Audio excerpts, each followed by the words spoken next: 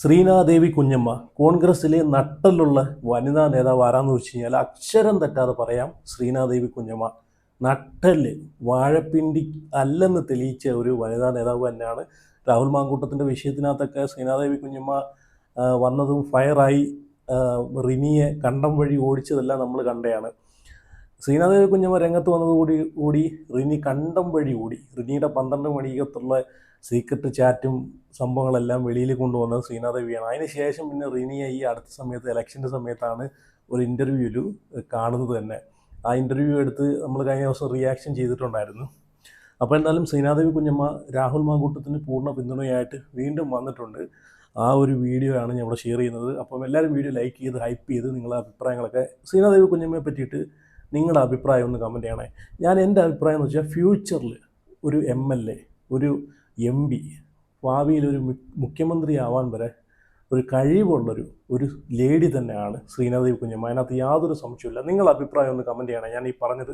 ഞാൻ ഈ പറഞ്ഞത് നിങ്ങൾക്കും തോന്നിയിട്ടുണ്ടോ എന്ന്. കാരണം പുള്ളിക്കാരി പറയുന്ന കാര്യത്തിൽ പക്വത, ക്ലാരിറ്റി, അതുപോലെ എല്ലാം കൊണ്ടും ടോട്ടലി ഒരു പാക്കേജ് തന്നെയാണ് ശ്രീനാദേവി കുഞ്ഞമ്മ. പറയേണ്ട കാര്യങ്ങൾ നല്ല വ്യക്തവും നല്ല ശക്തവുമായിട്ട് പറയുന്നൊരു ലേഡി തന്നെയാണ്, ഫയർ ലേഡി തന്നെയാണ്. അതിനകത്തൊരു സംശയമില്ല. എന്തായാലും നിങ്ങൾ അഭിപ്രായം ഒന്ന് കമൻറ്റ് ചെയ്ത് തരാം.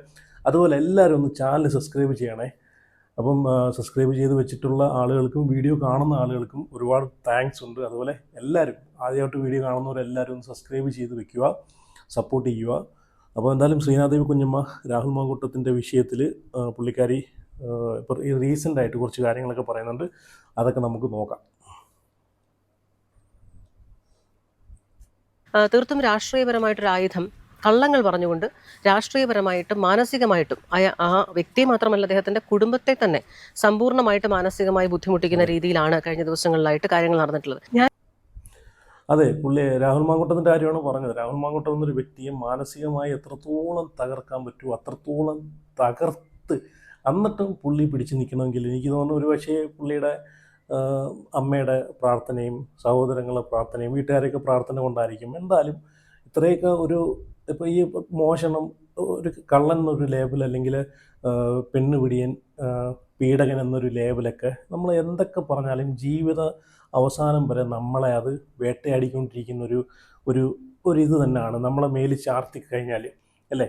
എന്നിട്ട് പോലും ഇത്രയും പുള്ളി പിടിച്ച് നിൽക്കണമെങ്കിൽ സമ്മതിച്ചേ പറ്റൂ കേട്ടോ. അത് പുള്ളിക്കാരി പറഞ്ഞത് കറക്റ്റ് തന്നെയാണ്. ബാക്കിയും കൂടെ കേട്ടോക്കാം.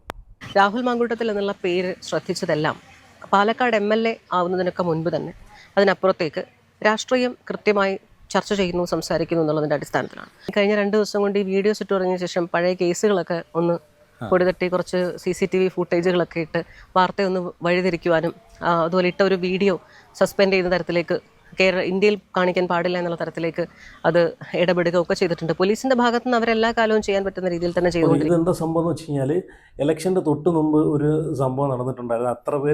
അത്ര ശ്രദ്ധിക്കപ്പെട്ടില്ല, അത് അത്ര ചർച്ചാ വിഷയമായിട്ടില്ല. പക്ഷെ വീണ്ടും അത് ചർച്ചയാക്കാനായിട്ട് കൊണ്ടുവന്നെയാണ്. പക്ഷേ ചീറ്റിപ്പോയി. അതിൻ്റെ വാർത്ത ഞാൻ ഇവിടെ വെച്ച് തരാം. ഇത് എന്താ സംഭവം എന്ന് വെച്ച് കഴിഞ്ഞാൽ ഇലക്ഷന് തൊട്ട് മുമ്പ് രാഹുൽ മാങ്കൂട്ടം ഒരു 4-5 വീഡിയോകൾ ഇട്ടിട്ടുണ്ടായിരുന്നു. അത് ഒരുപാട് ജനങ്ങളിലേക്ക് എത്തുകയും ഒരുപാട് ജനങ്ങൾ അത് ഏറ്റെടുക്കുകയും ഒക്കെ ചെയ്തിട്ടുണ്ടായിരുന്നു. അപ്പം അതിനുശേഷം രാഹുലിനെതിരെ വീണ്ടും ഒരു വീഡിയോ ഇറക്കിയിട്ടുണ്ട്. രാഹുൽ ഒളിവിൽ കഴിഞ്ഞിട്ടുള്ള CCTV ദൃശ്യങ്ങളൊക്കെ പുറത്തു വന്നു എന്നൊക്കെ പറഞ്ഞിട്ട് വീണ്ടും PR കൊടുത്തിട്ട് രാഹുലിനെതിരെ ഒരു വാർത്തയൊക്കെ വന്നിട്ടുണ്ടായിരുന്നു. അതൊക്കെ ചീറ്റിപ്പോയി. അതൊക്കെ സത്യം പറഞ്ഞാൽ ഒരു മനുഷ്യരും തിരിഞ്ഞു നോക്കിയില്ല. എല്ലാവർക്കും ഇപ്പം മനസ്സിലായി ഇതിൻ്റെ പുറകിൽ നടക്കുന്ന കളികളും കാര്യങ്ങളൊക്കെ മനസ്സിലായി. അറിയാനും കഴിക്കുന്ന ആളുകൾക്കെല്ലാം മനസ്സിലായിട്ടുണ്ട്. അപ്പം ഇവിടെ ശ്രീനാദേവി കുഞ്ഞമ്മ പറഞ്ഞ പോലെ അപ്പം ആ സമയത്ത് രാഹുൽ കുറച്ച് വീഡിയോസും കാര്യങ്ങളെല്ലാം ഇട്ടിട്ടുണ്ടായിരുന്നു. ഒരു വീഡിയോ രാഹുൽ മാങ്കൂട്ടത്തിൻ്റെ ഇന്ത്യയിൽ ഇട്ട വീഡിയോയിൽ ഒരെണ്ണം സസ്പെൻഡ് ചെയ്തിട്ടുണ്ടായിരുന്നു. അത് രാഹുൽ ഫേസ്ബുക്കിനകത്ത് പോസ്റ്റ് ഇട്ടിട്ടുണ്ടായിരുന്നു.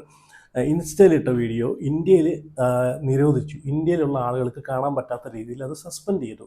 അത് മറ്റേ രാഹുൽ സ്റ്റാർട്ടിങ് തന്നെ പോറ്റി കയറ്റി എന്നുള്ള സ്വർണ്ണം കട്ടവനാരപ്പ എന്നുള്ളൊരു പാട്ടൊക്കെ പാടിയിട്ട് അതിനെ പറ്റിയിട്ടുള്ളൊരു പൊളിച്ചെടുക്കുന്ന ഒരു വീഡിയോ ആണ്. സ്വർണ്ണം കട്ടതാരാന്നൊക്കെ ഉള്ള പൊളിച്ചെടുക്കുന്നൊരു വീഡിയോ ആയിരുന്നു. അത് ഇൻസ്റ്റയിൽ നിന്ന് സസ്പെൻഡ് ചെയ്ത് കളഞ്ഞു. അപ്പം നോക്കിക്കോണം. അപ്പോൾ അതിനെ പറ്റിയിട്ടാണ് ഇവിടെ ശ്രീനാദേവി കുഞ്ഞമ്മ പറഞ്ഞത്. പിന്നെ CCTV ദൃശ്യത്തിൻ്റെ കാര്യം അത് ഞാനും കണ്ടായിരുന്നു. അതിനെപ്പറ്റി ഒരു വീഡിയോ ചെയ്യണമെന്നുണ്ടായിരുന്നു. പക്ഷേ ഞാനങ്ങ് വിട്ടുപോയി. പക്ഷേ ഈ ശ്രീനാദേവി കുഞ്ഞമ്മയുടെ ഈ ഒരു റീസെൻറ്റ് വന്നിട്ടുള്ള ഈ ഒരു ഇൻ്റർവ്യൂ കണ്ടപ്പോഴാണ് പിന്നെ അതെനിക്ക് ഓർമ്മ വന്നത്. എന്തായാലും ഞാനത് തപ്പി എടുത്തിട്ടുണ്ട്, ഞാനത് ഇവിടെ വെച്ച് തരാം, നിങ്ങളൊന്ന് കണ്ടു നോക്കേ. എല്ലാം കഴിഞ്ഞു, ഇല്ല കല്യാണം കഴിഞ്ഞു, അടിയന്തരവും കഴിഞ്ഞു, ചാക്കാലയും കഴിഞ്ഞു, എല്ലാം കഴിഞ്ഞപ്പോഴത്തേക്ക് ഇതാണ്ടേ രാഹുൽ മാങ്കൂട്ട് ഒളിവിൽ കഴിഞ്ഞിട്ടുള്ള CCTV ദൃശ്യങ്ങളുമായിട്ട് വന്നേക്കുന്നു. വൻ കോമഡി. സത്യം പറഞ്ഞാൽ എനിക്കിത് കണ്ടപ്പോൾ ചിരിയാണ് വന്നത് കേട്ടോ. എല്ലാം കഴിഞ്ഞപ്പോഴത്തേക്ക് ഇല്ല പൊടി തട്ടി എടുത്തുകൊണ്ട് വന്നേക്കുന്നു. എന്തായാലും കൊള്ളാം. എന്നാലും പുള്ളിയുടെ അടപ്പിക്കാൻ ശ്രമിക്കുന്ന ആളുകൾ ഒന്ന് വിചാരിക്കൂ, നിങ്ങളിനി എന്തൊക്കെ ചെയ്താലും പുള്ളിയുടെ പുള്ളി അടയ്ക്കത്തില്ല. സത്യങ്ങൾ പുള്ളി ഇങ്ങനെ പറഞ്ഞുകൊണ്ടേയിരിക്കും. അതിനി പ്രസ്ഥാനത്തിനകത്ത് നിന്നാലും പുറത്ത് നിന്നാലും. ഇത് വേറൊരു കാര്യം, പുള്ളി അകത്ത് നിൽക്കുന്നതാണ് കുഴപ്പം. അതുകൊണ്ട് പുള്ളി അങ്ങ് പുറത്താക്കി കളയാമെന്ന് വിചാരിച്ച് പുള്ളിയെ പുറത്താക്കിയവർക്ക് ഏറ്റവും വലിയ അടിയാണ് ഇപ്പം നേരിട്ടുകൊണ്ടിരിക്കുന്നത്. പുള്ളി പുറത്തായപ്പോഴത്തേക്ക് അകത്ത് നിന്നതിനേക്കാളും പ്രസ്ഥാനത്തിനകത്ത് നിന്നേക്കാളും ഡബിൾ മടങ്ങ് ശക്തിയോടുകൂടിയാണ് പുള്ളി പ്രതിരോധിക്കുന്നത്, പുള്ളിക്ക് പറയാനുള്ളത് പറയുന്നതും. അതാണ് ഏറ്റവും വലിയ കോമഡി. ഇപ്പം തന്നെ പുള്ളി പുറത്ത് നിന്നിട്ട് ഇട്ട വീഡിയോസിനൊക്കെ അകത്ത് നിന്ന് ഇട്ട വീഡിയോസിനേക്കാളും പ്രസ്ഥാനത്തിൻ്റെ അകത്ത് നിന്ന് ഇട്ട വീഡിയോസിനേക്കാളും ഡബിൾ മടങ്ങ് റീച്ചാണ്, ഡബിൾ മടങ്ങ് ജനങ്ങളാണ് അതിന് പിന്തുണയ്ക്കുന്നത്. അതാണ് ഇതിൻ്റെ ടെസ്റ്റ്. അതാണ്. അപ്പോൾ എന്തായാലും ആ ഒരു വാർത്തയും കൂടെ ഞാൻ ഇവിടെ വെച്ചിരുന്നു, നിങ്ങളൊന്ന് കണ്ടു നോക്കുക. എനിക്കൊന്നും ഒരുപാട് പേര് ഇതൊന്നും കണ്ടു കാണത്തില്ല. ഇതൊക്കെ ഇതിന് ഇലക്ഷന് തൊട്ട് മുമ്പ് നടന്ന സംഭവമാണ്. ഇന്ന് ഇലക്ഷനാണെങ്കിൽ തലേന്ന് നടന്ന സംഭവങ്ങളാണ് ഇതൊക്കെ. മൂന്നാം ബലാത്സംഗ കേസിൽ അന്വേഷണ സംഘത്തിന്റെ നിർണായക നീക്കം. പരാതിക്കാരിയെ വിദേശത്ത് നിന്ന് നാട്ടിലെത്തിച്ച് വൈദ്യപരിശോധന നടത്തി. കേസിൽ ഉടൻ കുറ്റപത്രം സമർപ്പിച്ചേക്കും. അതേസമയം ആദ്യ കേസ് രജിസ്റ്റർ ചെയ്തപ്പോൾ രാഹുൽ മാങ്കൂട്ടത്തിൽ ഒളിവിൽ പോയി എന്ന് തെളിയിക്കുന്ന ദൃശ്യങ്ങൾ അന്വേഷണ സംഘം കോടതിയിൽ സമർപ്പിച്ചു. പോലീസ് തെളിവായി നൽകിയ ദൃശ്യം മാതൃഭൂമി ന്യൂസിൽ ലഭിച്ചു. ഒളിവിൽ പോകുന്ന ദൃശ്യങ്ങളൊക്കെ പബ്ലിക്കായിട്ട് പുള്ളി ബാഗ് പിടിച്ചുകൊണ്ട് നടന്നതാണ്. ഒളിവിൽ ഓടിയത്.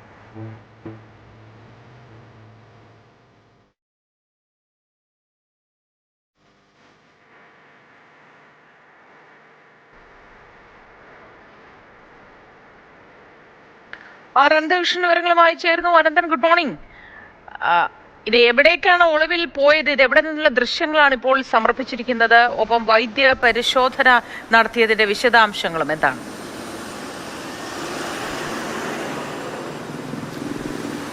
മോത്തി, ഇപ്പോൾ ഈ കാണുന്ന ദൃശ്യങ്ങൾ രാഹുൽ മാങ്കൂട്ടത്തിൽ ആദ്യത്തെ കേസ് വന്നപ്പോൾ ഒളിവിൽ ഇപ്പോൾ താമസിച്ച ദൃശ്യങ്ങളാണ്. രാഹുൽ മാങ്കൂട്ടത്തിൽ അന്ന് ആദ്യത്തെ കേസ് മുഖ്യമന്ത്രിക്ക് പരാതി നൽകി തുടർന്നാണ് തിരുവനന്തപുരത്ത് ആ കേസ് രജിസ്റ്റർ ചെയ്തത്. അപ്പോൾ പാലക്കാട് നിന്ന് രാഹുൽ മാങ്കൂട്ടത്തിൽ അപ്രത്യക്ഷനായി. പിന്നീട് പോലീസ് രാഹുൽ മാങ്കൂട്ടത്തിനെ പിന്തുടർന്നിരുന്നു. തമിഴ്നാട് കർണാടക അതിർത്തിയിലെ ഒരു സ്ഥലമായ ബാംഗ്ലൂരിലെ ഒരു റിസോർട്ടിൽ രാഹുൽ മാങ്കൂട്ടത്തിൽ ഒളിവിൽ കഴിഞ്ഞിരുന്നു എന്നാണെന്ന് പോലീസിന് വിവരം ലഭിച്ചത്. ആ ബാംഗ്ലൂരിലെ റിസോർട്ടിലേക്ക് കാറിൽ വന്നിറങ്ങി രാഹുൽ മാങ്കൂട്ടത്തിൽ നടന്നു പോകുന്ന ഈ ദൃശ്യങ്ങളാണ് അവിടുത്തെ CCTVയിൽ നിന്നാണ് പോലീസ് ശേഖരിച്ചിരുന്നത്. പോലീസ് അവിടെ എത്തുന്നതിന് ഏതാണ്ട് 1-2 മണിക്കൂർ മുമ്പ് രാഹുൽ മാങ്കൂട്ടത്തിൽ ആ വിവരം കിട്ടുകയും രാഹുൽ മാങ്കൂട്ടത്തിൽ കർണാടകയിലേക്ക് കടന്നു കളയുകയുമാണ് ചെയ്തത്. അപ്പോൾ അന്ന് അഭിഭാഷകർ ഈ മുൻകൂർ ജാമ്യവുമായി ബന്ധപ്പെട്ട വാദപ്രതിവാദങ്ങൾ നടക്കുമ്പോൾ രാഹുൽ മാങ്കൂട്ടത്തിൽ അഭിഭാഷകർ പറഞ്ഞിരുന്നത് രാഹുൽ മാങ്കൂട്ടത്തിൽ ഒളിവിൽ പോയിട്ടില്ല എന്നുള്ളതായിരുന്നു. എന്നാൽ രാഹുൽ മാങ്കൂട്ടത്തിൽ ആ സമയം സംസ്ഥാനത്തിന് പുറത്ത് ഒളിവിൽ കഴിഞ്ഞിരുന്നു എന്നതിന്റെ തെളിവായിട്ടാണ് ബാംഗ്ലൂരിലെ ഈ ദൃശ്യങ്ങൾ അന്ന് പോലീസ് ശേഖരിച്ചത്. അവിടെ ഒരു റിസോർട്ടിലാണ് രാഹുൽ മാങ്കൂട്ടത്തിൽ തങ്ങിയത്. ആ റിസോർട്ടിലേക്ക് നടന്നു പോകുന്ന ദൃശ്യമാണിത്. ആ റിസോർട്ടിൽ തങ്ങാൻ രാഹുൽ മാങ്കൂട്ടത്തിനെ സഹായിച്ച റെക്സ് ജോസ് ഈ രണ്ടുപേരെ അന്ന് അറസ്റ്റ് ചെയ്യുകയും 2 വാഹനങ്ങൾ കസ്റ്റഡിയിൽ എടുക്കുകയും ചെയ്തിരുന്നു. ഏതായാലും രാഹുൽ മാങ്കൂട്ടത്തിനെതിരെ മൊത്തം 3 ബലാത്സംഗ കേസുകളാണുള്ളത്. അതിൽ 3ാമത്തെ ബലാത്സംഗ കേസിൽ മറ്റൊരു നിർണായക നീക്കം കൂടി അന്വേഷണ സംഘം ഇപ്പോൾ നടത്തിയിട്ടുണ്ട്. ഈ 3ാമത്തെ പരാതി നൽകിയ യുവതി അവർ വിദേശത്തായിരുന്നു. അവിടെയാണ് അവർ. എന്താല്ലേ, നമ്മുടെ കേരളത്തിലെ കൊടും കുറ്റങ്ങൾ ചെയ്തിട്ടുള്ള ക്രിമിനലുകളായിട്ടുള്ള ആളുകളുണ്ടല്ലോ, കൊടും കുറ്റങ്ങൾ ചെയ്തിട്ടുള്ള അവരെ പോലും പിടിക്കാൻ ഇത്ര ആർജവം പോലീസോ അല്ലെങ്കിൽ ഈ മാധ്യമങ്ങളോ ഇത്രയും ആർജവം കാണിച്ചിട്ടില്ല രാഹുൽ മാങ്കൂട്ടത്തിൻ്റെ കേസിൽ. എന്തുമല്ലേ, റിപ്പോർട്ടർ TVയിൽ അരുൺകുമാറിൻ്റെ റിപ്പോർട്ടൊക്കെ നമ്മൾ കണ്ടതാണ്.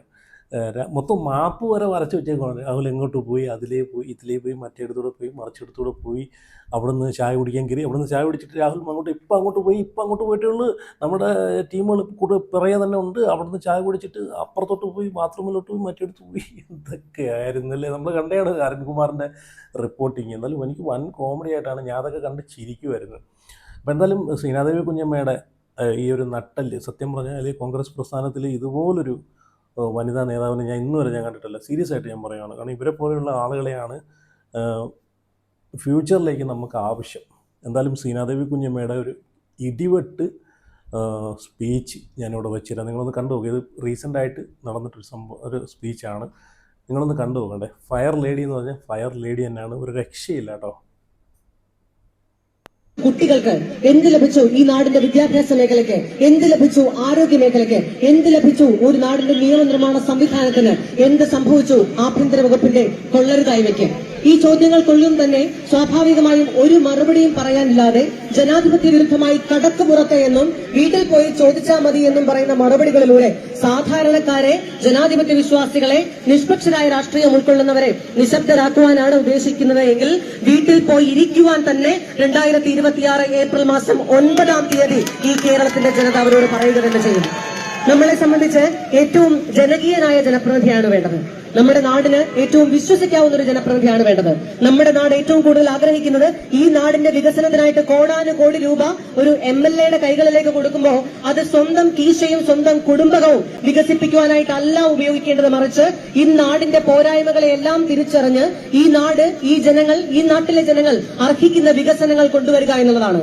പക്ഷെ ഇന്ന് കമ്മ്യൂണിസ്റ്റ് പാർട്ടി ഓഫ് ഇന്ത്യ എന്ന് പറയുന്ന CPI, എന്റെ കൂടി മുൻ പാർട്ടിയായിരുന്ന, കഴിഞ്ഞ 5 വർഷക്കാലം ഇടതുപക്ഷത്തിന്റെ ജനപ്രതിനിധിയായിരുന്ന CPI-യെ പ്രതിനിധീകരിച്ചിരുന്ന എനിക്ക് ആ പാർട്ടിയിൽ നിന്ന് പുറത്തേക്ക് ഇറങ്ങേണ്ടി വന്നത് 1000 രൂപയുടെയോ 10,000-ന്റെയോ ലക്ഷത്തിന്റെയോ ലക്ഷങ്ങളുടെയോ കോടിയുടെയോ കണക്കല്ല, കോടികളുടെ അഴിമതി ചൂണ്ടിക്കാണിച്ച് ഞാൻ കൊടുത്ത പരാതിയിൽ പത്തനംതിട്ട ജില്ലയിലെ ഒരു അഴിമതിക്കാരനായ ജില്ലാ സെക്രട്ടറിയെ തരം താഴ്ത്തേണ്ട, സംസ്ഥാന കമ്മിറ്റിയിൽ നിന്ന് ഒഴിവാക്കേണ്ട, ജില്ലാ സെക്രട്ടറി സ്ഥാനത്ത് നിന്ന് നീക്കം ചെയ്യേണ്ട സാഹചര്യം CPI-യുടെ സംസ്ഥാന കൌൺസിലിനുണ്ടായി. എന്നാൽ അത്തരത്തിൽ അഴിമതിക്കാരനായ ഒരു നേതാവിനെ പിന്നീട് ആ പാതാരവിന്ദങ്ങളിലെ ചെരുപ്പുകൾ എടുത്തുകൊണ്ട് ആ ജില്ലാ സെക്രട്ടറി കസേരയിൽ വെച്ചുകൊണ്ട് പകരം ജില്ലാ സെക്രട്ടറിമാർ മാറി മാറി വന്നപ്പോ എനിക്ക് അനുഭവിക്കേണ്ടത് പാർട്ടി മെമ്പർഷിപ്പ് നിഷേധിക്കപ്പെടുന്നു എന്നുള്ളതാണ്. CPI-യുടെ സംസ്ഥാന സെക്രട്ടറിയായ സഖാവ് ബിനോയ് വിശ്വത്തോട് ഈ വിഷയം നേരിട്ട് പറയുമ്പോൾ, ഈ പ്രശ്നങ്ങളെ കുറിച്ച് പറയുമ്പോൾ, ഒരു സത്യസന്ധമായ പരാതി കൊടുത്തതിന്റെ പേരിൽ, ഒരു അഴിമതിക്കാരനെ പുറത്താക്കിയതിന്റെ പേരിൽ ആ പരാതി കൊടുത്ത വ്യക്തി എന്നുള്ള നിലയ്ക്ക് ജനപ്രതിനിധി കൂടിയായ AIF എന്ന് പറയുന്ന യുവജന സംഘടനയുടെ സംസ്ഥാന കമ്മിറ്റി അംഗം കൂടിയായ, ജില്ലാ പഞ്ചായത്ത് അംഗം കൂടിയായ എനിക്ക് പാർട്ടി മെമ്പർഷിപ്പ് നിഷേധിക്കുന്നു എന്ന് സംസ്ഥാന സെക്രട്ടറി ബിനോയ് വിശ്വത്തോട് പറയുമ്പോൾ എന്നോട് പറഞ്ഞത് ഒന്നും ചെയ്യാനില്ല, ഞാൻ നിസ്സഹായനാണ് എന്നാണ്. അതായത് അഴിമതിക്ക് കൂട്ടുപിടിക്കുന്നവർക്കല്ലാതെ, അഴിമതിക്ക് കരം കൊടുക്കുന്നവർക്കല്ലാതെ, അഴിമതിയുടെ കൈ പിടിക്കുന്നവർക്ക് മാത്രമേ എന്റെ കരങ്ങളുടെ ശക്തമായ പിൻബലം ഉണ്ടാവുകയുള്ളൂ എന്ന് മുഖത്തു നോക്കി പറയുവാൻ CPI-യുടെ സംസ്ഥാന സെക്രട്ടറിക്ക് കഴിഞ്ഞുവെങ്കിൽ ഈ മണ്ണ്, ഈ നാട്ടികയുടെ മണ്ണ് പറയുന്നുണ്ട് CPI-യുടെ അഴിമതിയുടെ ചരിത്രം എന്താണ് എന്ന്. കേരള രാഷ്ട്രീയത്തിലെ ആട്ടുംതോലിട്ട ചെന്നായി ഇടതുപക്ഷ ജനാധിപത്യ മുന്നണിയിൽ നിന്നുകൊണ്ട് CPM-നെ വിമർശിച്ചുകൊണ്ട് CPI കാട്ടിക്കൂട്ടുന്നതൊക്കെയും അഴിമതിയാണ് എന്ന് വിളിച്ചു പറയുവാൻ ഈ കേരളത്തിലെ എല്ലാ ജനാധിപത്യ വിശ്വാസികൾക്കും ജനപ്രതിനിധികൾക്കും CPI-യുടെ സഹയാത്രികർക്കും മൗനമായി അനുവാദം കൊടുക്കേണ്ട സാഹചര്യം CPI-യുടെ നേതൃത്വത്തിന് പോലും പലപ്പോഴും ഉണ്ടായി വരുന്നുണ്ട്. ഒരു നാടിനെ അഴിമതി നിർമുക്തമാക്കുക എന്ന് വെച്ചാൽ ആ നാട്ടിലെ അഴിമതിക്കാരായ ജനപ്രതിനിധികളെ, അഴിമതിക്കാരായ രാഷ്ട്രീയം മുന്നോട്ട് വെക്കുന്നവരെ, അഴിമതിക്കാരായ മുന്നണിയെ പുറത്താക്കുക എന്നുകൂടിയാണ്. അതുകൊണ്ട് ഈ മണ്ണ്, ഈ നാട്ടികയുടെ മണ്ണ് അഴിമതി വിരുദ്ധമായ, ജനാധിപത്യ സംരക്ഷകരായ അഡ്വക്കേറ്റ് സുനിൽ ലാലൂരിനെ പോലെ ജനാധിപത്യ വിശ്വാസിയായ, ജനകീയനായ, ജനങ്ങൾക്കൊപ്പം ചിരിച്ചും കളിച്ചും കൈകൊടുത്തും നിൽക്കുകയും ജനങ്ങൾക്കൊപ്പം സഞ്ചരിക്കുകയും ജനങ്ങൾക്കൊപ്പം അഴിമതി വിരുദ്ധമായ നിലപാടെടുക്കുകയും ഈ നാടിന്റെ വികസനത്തിന് വേണ്ടി സ്വന്തം ജീവിതവും ജീവിത സൗഖ്യങ്ങളും അങ്ങോട്ട് മാറ്റിവെച്ച് എന്തല്ലേ റൊമാൻറ്റിഫിക്കേഷൻ എന്നൊക്കെ പറയുമല്ലോ, അതുപോലെയാണ് ഇവരുടെ ഈ ഒരു സ്പീച്ച് കേട്ടപ്പോഴത്തേക്ക് എനിക്ക് ഫീൽ ചെയ്തത്. രോമമൊക്കെ എണ്ണിച്ചെന്ന് പോയി. അപ്പോൾ എന്തായാലും നിങ്ങളേക്ക് അഭിപ്രായങ്ങളൊക്കെ ഉറപ്പായിട്ട് കമൻറ്റ് ചെയ്യണേ. അതുപോലെ എല്ലാവരും വീഡിയോ ലൈക്ക് ചെയ്ത് നിങ്ങളെ അഭിപ്രായങ്ങൾ മസ്റ്റായിട്ട് കമൻറ്റ് ചെയ്ത് എല്ലാവരും ചാനലൊന്ന് സബ്സ്ക്രൈബ് ചെയ്ത് വെക്കുക. ആരും സബ്സ്ക്രൈബ് ചെയ്യാത്തവർ ആരെങ്കിലും ഉണ്ടെങ്കിൽ ഉറപ്പായിട്ട് സബ്സ്ക്രൈബ് ചെയ്തിട്ട് പോവുക. അപ്പം അടുത്ത വീഡിയോ ആയിട്ട് നാളെ വരാം. See you, good night.